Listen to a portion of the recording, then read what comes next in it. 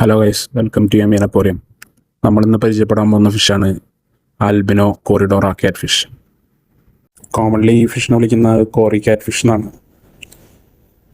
കോറിഡോറാസിൽ കുറച്ചധികം വെറൈറ്റികളുണ്ട്. അതിൽ നല്ല ബ്യൂട്ടിഫുൾ ആയിട്ടുള്ളൊരു ഫിഷാണ് ആൽബിനോ കോറിഡോറ എന്ന് പറയുന്നത്. ആൽബിനോ എന്ന് പറഞ്ഞാൽ അറിയാൻ എല്ലാവർക്കും വൈറ്റ് കളറായിരിക്കും, പിന്നെ അതുപോലെ തന്നെ കണ്ണ് റെഡ് ആയിരിക്കും. പിന്നെ ഇതിൽ തന്നെ ഇവരെ പാണ്ട ടൈപ്പ് വരുന്നുണ്ട്, ഗ്രീൻ ടൈപ്പ് വരുന്നുണ്ട്, അങ്ങനെ കുറച്ചധികം വെറൈറ്റികൾ വരുന്നുണ്ട്. വളരെ പീസ്ഫുൾ ആയിട്ടുള്ള ഫിഷാണ് ആൽബിനോ കോറിഡോറാസ് എന്ന് പറയുന്നത്.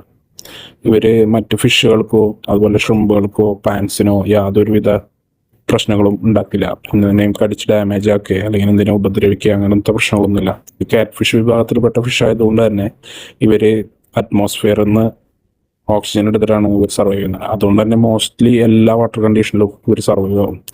ചില വെള്ളം ഇച്ചിരി ബാഡ് കണ്ടീഷൻ ആണെങ്കിലും ഇവർക്കത് പ്രശ്നമല്ല. പിന്നെ ഇവരെപ്പോഴും ആക്റ്റീവായിട്ടുള്ളൊരു ഫിഷാണ്.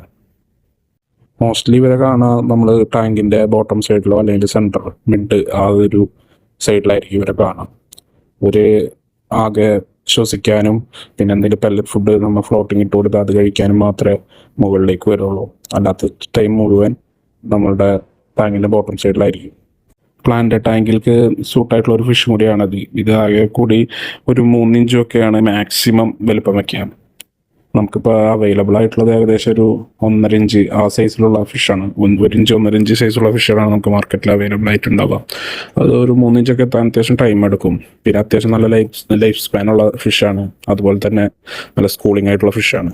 റിവർ സാൻഡ് അതുപോലെ തന്നെ അക്വേറിയം സോയിലൊക്കെ ഇട്ടുള്ള അക്വേറിയങ്ങളിൽ ഇതിൻ്റെ ടൈമിൽ കൂടുതൽ ആക്റ്റീവ് ആയിരിക്കും. പിന്നെ മിനിമം ഒരു 4 ഇടാൻ ശ്രമിക്കുക. സ്കൂളിംഗ് ഫിഷ് ആയതുകൊണ്ട് ഒരു പീസ് കളൊക്കെ ഭയങ്കര ഇഷ്ടപ്പെടുന്ന ഫിഷുകളാണ്. പിന്നെ ഈ ഫിഷ് ഇപ്പോൾ നമ്മളിൽ അവൈലബിൾ ആണ്.